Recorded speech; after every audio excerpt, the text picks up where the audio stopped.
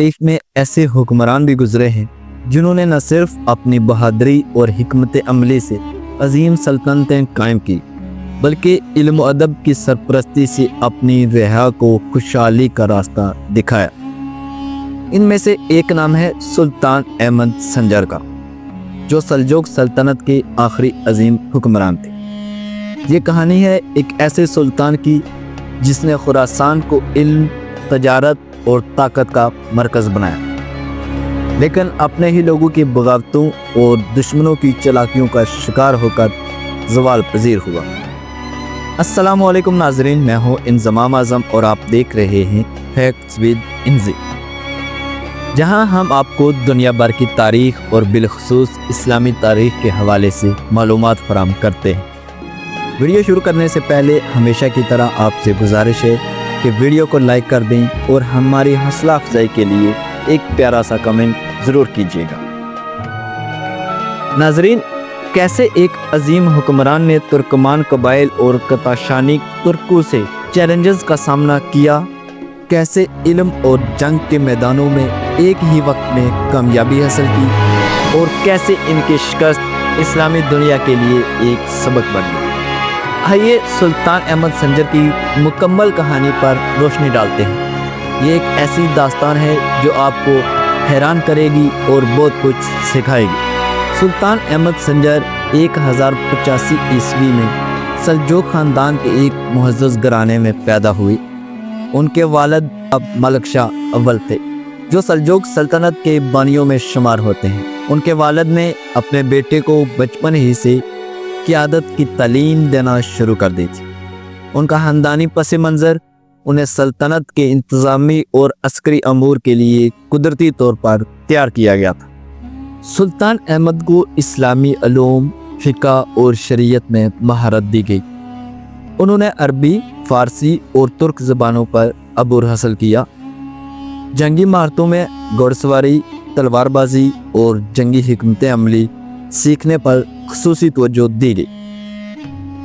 خراسان کے گورنر کے طور پر ان کی تقرری نے انہیں عوامی مسائل، نظم و نسق اور جنگی معاملات میں مہارت دی۔ خراسان اس وقت اسلامی دنیا کے سب سے اہم علاقوں میں سے ایک تھا اور یہاں حکمرانی کرنا کسی بڑے امتحان سے کم نہ تھا۔ 1118 عیسوی میں سلطان محمد تبش کی وفات کے بعد احمد سنجر نے مشرقی سلجوقی سلطنت کی قیادت سنبھالی۔ سلجوق سلطنت اس وقت دو حصوں میں تقسیم ہو چکی تھی، مشرقی اور مغربی۔ سلطان احمد سنجر نے مشرقی حصے کی باغ دوڑ سنبھالی، جبکہ مغربی حصے پر ان کے کزن قابض تھے۔ انہوں نے مرو کو اپنا دارالخلافہ بنایا، جو اس وقت علم، تجارت اور اسلامی ثقافت کا گڑھ تھا۔ مرو کو ان کے دور میں اسلامی دنیا کے علمی مرکز کے طور پر شہرت ملی۔ سلطان احمد نے ٹیکس وصولی کے نظام کو بہتر بنایا اور غیر ضروری ٹیکس ختم کیے، تجارتی قافلوں کو تحفظ فراہم کیا اور شاہراہوں کی مرمت کروائی، مدارس اور علمی مراکز کی تعمیر کروائی جہاں مشہور علماء نے تعلیم دی، فوج کو جدید تربیت دی اور نئے ہتھیار متعارف کروائے۔ ناظرین، عسکری فتوحات اور جنگوں کی بات کی جائے تو غوری حکمرانوں کے خلاف کامیابیاں، غور کے حکمران اکثر اپنی آزادی کے لیے بغاوت کرتے تھے۔ سلطان احمد نے ان پر کئی حملے کیے اور انہیں شکست دے کر غور کو اپنی سلطنت کا مستقل حصہ بنا لیا۔ غور میں امن و امان قائم کرنے کے بعد وہاں کے نظام کو بہتر بنایا۔ کتوان کی جنگ کی بات کی جائے تو کتشانی ترک مشرقی اسلامی دنیا کے لیے بڑا خطرہ بن چکے تھے۔ سلطان احمد سنجر نے ایک بڑی فوج کے ساتھ ان کے خلاف جنگ کی۔ یہ جنگ مشرقی ترکستان کے قریب ہوئی۔ سلطان احمد کو زبردست شکست کا سامنا کرنا پڑا اور ان کی فوج کا بڑا حصہ مارا گیا۔ اس جنگ کے بعد خراسان کی دفاعی حیثیت کمزور ہو گئی۔ ترکمان قبائل جو پہلے سلجوقی سلطنت کے وفادار تھے، بغاوت کر دی۔ سلطان احمد سنجر ان قبائل کے ہاتھوں شکست ہوئی اور انہیں کئی مہینوں تک قید رکھا گیا۔ قید سے رہائی کے بعد وہ اپنی سلطنت کو مکمل طور پر بحال نہ کر سکے۔ ابتدا میں خوارزم شاہی حکمران احمد سنجر کے ماتحت تھے، بعد میں انہوں نے آزادی حاصل کرنے کی کوشش کی جسے سلطان احمد نے وقتی طور پر روکا۔ ناظرین، بات کی جائے سلجوق سلطنت کے زوال کی، کوتوان کی جنگ کے بعد نہ صرف فوجی طاقت ختم ہوئی بلکہ عوام کا اعتماد بھی مجروح ہوا۔ خاندانی اختلافات اور سلطنت کی تقسیم نے ان کی حکومت کو کمزور کیا۔ ترکمان قبائل نے ان کی حکومت کو سب سے بڑا دھچکا دیا۔ ان کی قید اور رہائی کے بعد سلطان کی سیاسی طاقت مکمل طور پر ختم ہو چکی تھی۔